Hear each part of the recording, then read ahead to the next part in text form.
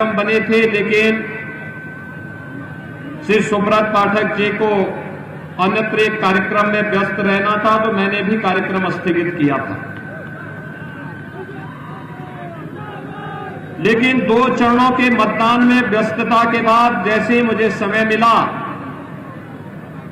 आज मैं आपके बीच में यहां पर उपस्थित हुआ हूं और आपने जो उत्साह दिखाया है, आपके इस उत्साह के लिए मैं आपका अभिनंदन करता हूं। लेकिन भाइयों बहनों, मतदान के दिन तक इस उत्साह को कम नहीं होने देना है। भारतीय जनता पार्टी भाइयों बहनों बिना भेदभाव की प्रधानमंत्री मोदी जी के सबका साथ सबके विकास के मंत्र को अंगीकार करते हुए बिना भेदभाव के गांवों के विकास के लिए, किसानों की खुशहाली के लिए, गरीबों के उत्थान के लिए, नौजवान के रोजगार के लिए, बेटी और बहनों की सुरक्षा के लिए और शासन की योजनाओं को बिना भेदभाव के समाज के प्रत्येक तबके के तक पहुंचाने के लिए पूरी प्रतिबद्धता के साथ, पूरी ईमानदारी के साथ कार्य कर रही है।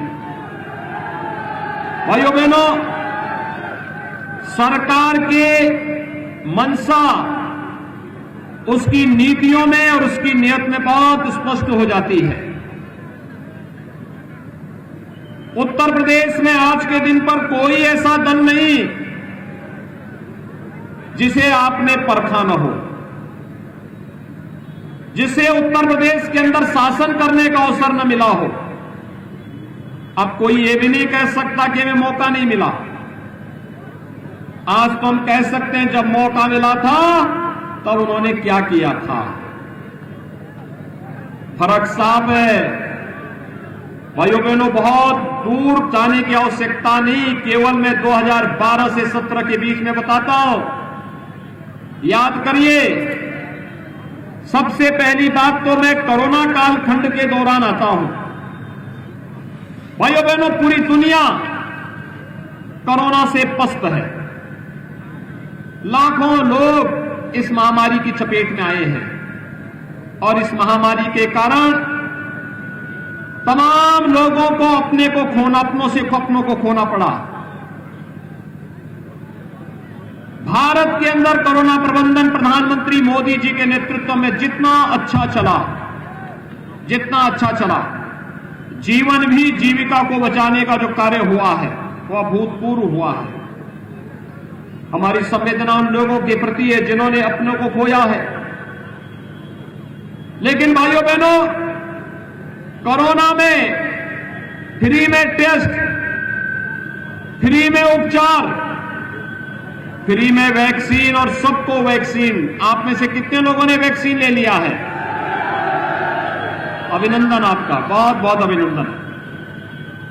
एक देश की कोरोना के खिलाफ लड़ाई है जिन लोगों ने वैक्सीन ली है और वे देश को विजयी बनाना चाहते हैं। लेकिन भाइयों बहनों, जिन लोगों ने वैक्सीन के बारे में दुष्प्रचार किया उनका क्या होगा?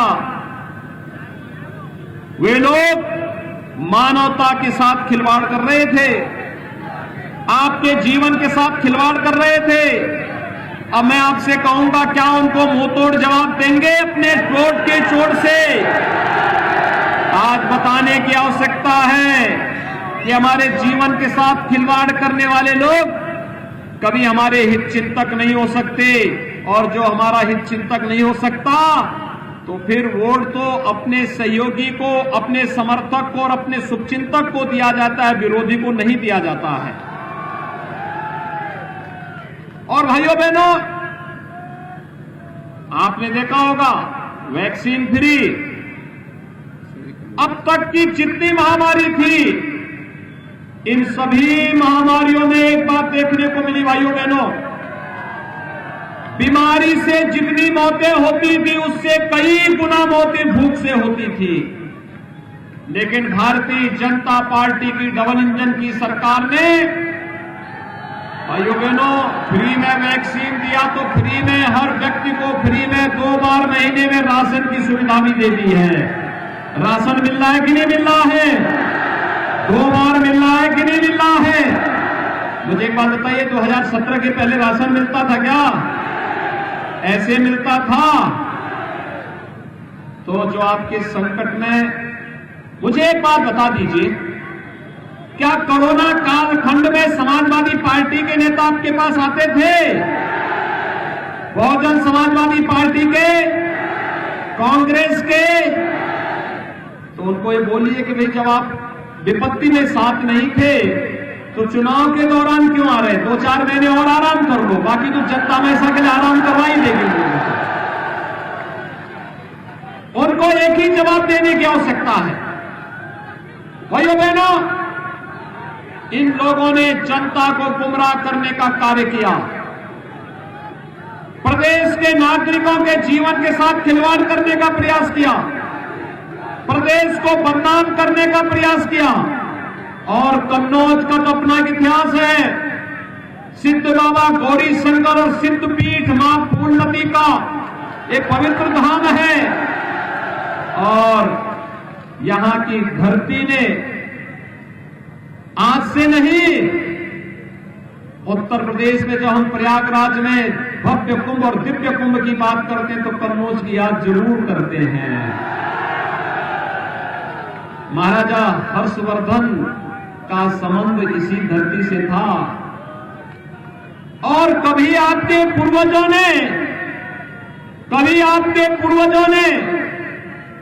कन्नौज को उस परंपरा के साथ जोड़ते हुए कन्नौज के इत्र को वैश्विक मान्यता प्रदान कराई थी। लेकिन भाइयों बहनों, इन समाजवादियों को वो भी अच्छा नहीं लगा। इन्होंने तो पहले वृद्धजनों की पेंशन पे डकैती डाली, विधवा महिलाओं की पेंशन पे डकैती डाली, दिव्यांग जनों की पेंशन पर डकैती डाली। मैंने कहा ये पेंशन कहां चली गई? तो पता लगा कि समाजवादी पेंशन के नाम पे समाजवादी पार्टी के पदाधिकारियों को ये बांटा जा रहा है। हमने कहा पेंशन समाजवाद के नाम पर नहीं होता, पेंशन गरीब के लिए होता है, पेंशन किसान के लिए होता है, पेंशन निराश्रित महिलाओं के लिए होता है, पेंशन दिव्यांग जनों को होगा। और भाइयों बहनों, हमने उस पेंशन को निकाल करके फिर से प्रदेश के 1 करोड़ वृद्धजनों को, विधवा महिलाओं को और दिव्यांग जनों को 12,000 रुपए सालाना पेंशन की सुविधा दे रहे हैं। चुनाव के पहले इन्होंने समाजवाद के नाम पे एक इत्र भी लॉन्च किया। मुझे शक हुआ, समाजवाद के नाम पे इत्र, और आपने देखा होगा अपनी आंखों से, इत्र में प्रदेश की जनता की गाड़ी कमाई को कैसे इन लोगों ने किले नुमा भवन के अंदर कैद करके रख दिया था, वो सब आपने अपनी आंखों से देखा है। इस समाजवाद इत्र का बदबू कैसे कन्नौज को पूरी दुनिया के अंदर बदनाम कर दिया, यह भी किसी से छुपा हुआ नहीं। भाइयों बहनों, आज हाईवे बन रहे हैं, एक्सप्रेस हाईवे बन रहे हैं, रेलवे लाइन बिछाई जा रही है, मेडिकल कॉलेज बनाए जा रहे हैं, पॉलिटेक्निक बन रहे हैं, इंजीनियरिंग संस्थान बन रहे हैं। आपके यहां पर कॉमन फैसिलिटी सेंटर इत्र के लिए हम उस पार्क के निर्माण को तेजी के साथ आगे बढ़ा रहे हैं। गरीब को राशन दे रहे हैं, गरीब को फ्री में उपचार की सुविधा दे रहे हैं, गरीब को आवास की सुविधा भी उपलब्ध करवा रहे हैं। प्रदेश तो वही, प्रदेश वही है, तंत्र वही है। सरकार बदलने से कैसे सुविधा हर गरीब तक पहुंच जाती है, हर किसान तक पहुंच जाती है? कारण है, पहले इत्र वाले मित्र के घर में सारा पैसा चला जाता था, आज यही पैसा प्रधानमंत्री किसान सम्मान निधि के माध्यम से प्रदेश के 2.5 करोड़ से अधिक किसानों के खाते में जा रहा है। पहले यही पैसा इत्र वाले मित्र के घर जाता था, सरकार आने के बाद किसानों का कर्ज माफ होता है। याद करिए, 2012 में जब समाजवादी पार्टी की सरकार आई थी, पहला फैसला क्या किया था? प्रदेश के अंदर राम जन्मभूमि पर हमला करने वाले, काशी में संकट मोचन मंदिर पर हमला करने वाले, सीआरपीएफ कैंप पर रामपुर में हमला करने वाले, कचहरियों पर हमला करने वाले आतंकवादियों के मुकदमों को ये लोग वापस लेते हैं। उनकी सहानुभूति गरीब के प्रति नहीं, किसान के प्रति नहीं, दलित के प्रति नहीं, वंचित के प्रति नहीं, नौजवानों के प्रति नहीं।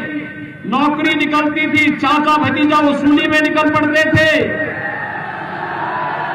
प्रदेश का नौजवान देखता रह जाता था, पैसा नहीं तो नौकरी नहीं, और उसमें भी क्या क्या खेल नहीं होता था, न्यायालय को स्टे देना पड़ता था। लेकिन भाइयों बहनों, उत्तर प्रदेश के अंदर आज सरकारी नौकरी प्रदेश के नौजवानों को मिल रही है, रोजगार मिल रहा है। वन डिस्ट्रिक्ट वन प्रोडक्ट के माध्यम से कन्नौज का इत्र एक बार फिर से वैश्विक मंच पर फिर से अपनी छाप को छोड़ने के लिए उतावला दिखाई दे रहा है। और भाइयों बहनों, आलू किसानों के लिए भी हम लोगों ने एक व्यवस्था बना दी है।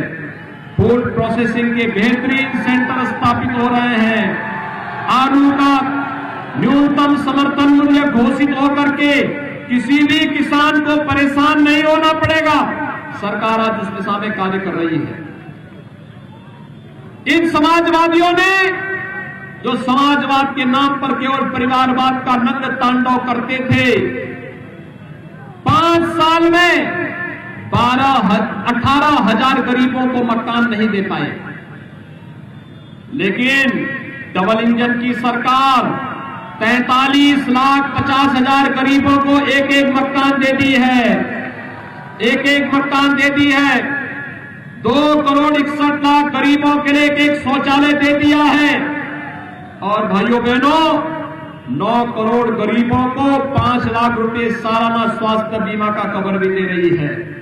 और यही नहीं, 15 करोड़ लोगों को हर महीने 2 बार फ्री में राशन की सुविधा उपलब्ध करा रही है। भाइयों बहनों, ये है डबल इंजन की सरकार का लाभ। हमारे लिए सबका साथ, सबका विकास, सबका विश्वास और सबका प्रयास, ये हमारे जीवन का ध्येय है। लेकिन इन समाजवादियों के लिए सबका साथ और सेवई परिवार का विकास ही मात्र है। ये इससे ऊपर जा ही नहीं सकते। और भाइयों बहनों, आपने देखा होगा, पहले लोग 5 साल पहले क्या स्थिति थी? प्रदेश के अंदर बहन बेटियां सुरक्षित नहीं थी, व्यापारी सुरक्षित नहीं था, किसान खेत में जाने से डरता था। और भाइयों बहनों, थोड़ी थोड़ी बात को लेकर दंगे होते थे, कर्फ्यू लगता था, महीनों महीनों कारोबार बंद रहता था। आज आप देख रहे होंगे, कोरोना भी प्रदेश की रफ्तार को नहीं थाम रहा है। और हम लोगों ने कर्फ्यू तो हमेशा के लिए बंद कर दिया है। कर्फ्यू का जवान क्या स्थान आज कावड़ यात्रा ने ले लिया है। जो बमबाजी होती थी, अब बमबाजी नहीं होती है। अब तो हर हर बम बम का नारा लगाता हुआ कावड़ यात्री निकलता है, शिव भक्ति में लीन होते हुए निकलता है। आज अव्यवस्था और अराजकता के लिए कोई जगह नहीं। और भाइयों बहनों, इसीलिए हम लोगों ने व्यवस्था की है, अपराध और अपराधियों के प्रति 0 टॉलरेंस, कोई समझौता नहीं। एक हाथ में विकास की छड़ी होगी, दूसरे हाथ में बुलडोजर का लेबर भी एक साथ चलेगा, मजबूती के साथ चलेगा। और इसलिए अच्छे प्रत्याशी और अनुभवी प्रत्याशी दिए हैं आपको। याद करिए, यहां पर आपके पास हम लोगों ने कन्नौज जनपद में छिबरामऊ से श्रीमती अर्चना पांडे जी को प्रत्याशी बनाया है। भारतीय जनता पार्टी के वरिष्ठ नेता श्री राम प्रकाश त्रिपाठी जी की सुपुत्री है। भारतीय जनता पार्टी की कार्यकर्ता थी, उनको टिकट देकर के फिर से भारतीय जनता पार्टी ने चुनावी समर में उतारा है। श्री कैलाश राजपूत जी को बनाया है। बाबूजी के साथ, कल्याण सिंह जी के साथ उन्होंने पूरा जीवन अपना लगा करके इस मिशन को आगे बढ़ाया है। वे लगातार भारतीय जनता पार्टी के मिशन के लिए कार्य कर रहे हैं। और भाइयों बहनों, कन्नौज से हम लोगों ने एक प्रदेश के योग्य पुलिस अधिकारी को लिया है। याद करिए, प्रदेश के पुलिस महानिदेशक थे श्री राम अरुण जी, बहुत ईमानदार और कर्मठ पुलिस अधिकारी थे। उनकी एक प्रतिष्ठा थी और पिता जैसे थे वैसे ही पुत्र ने भी अपना नाम कमाया।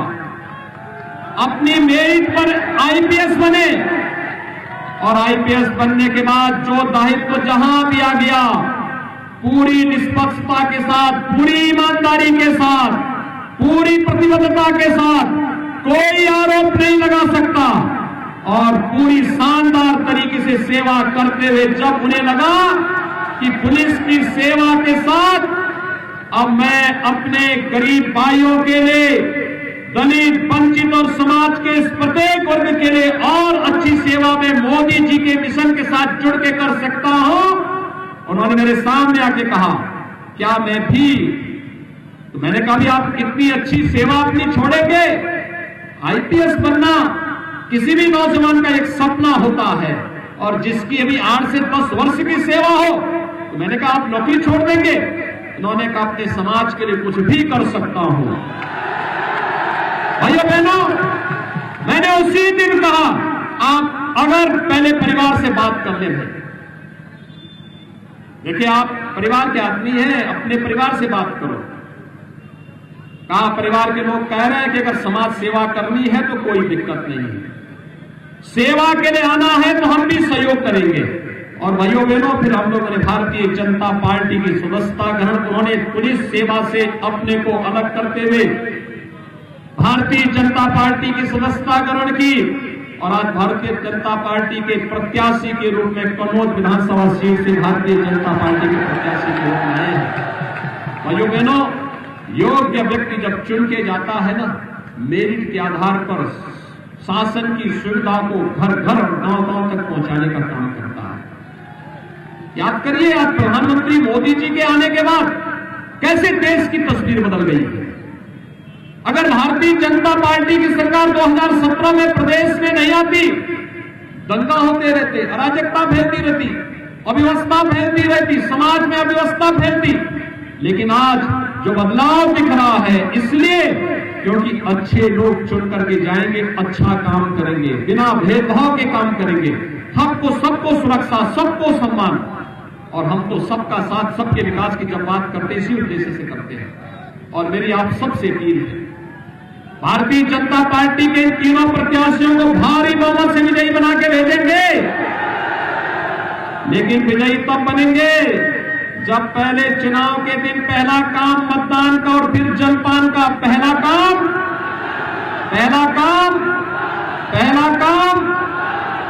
काम मतदान और फिर मतदान करने के लिए सभी लोग तैयार हैं।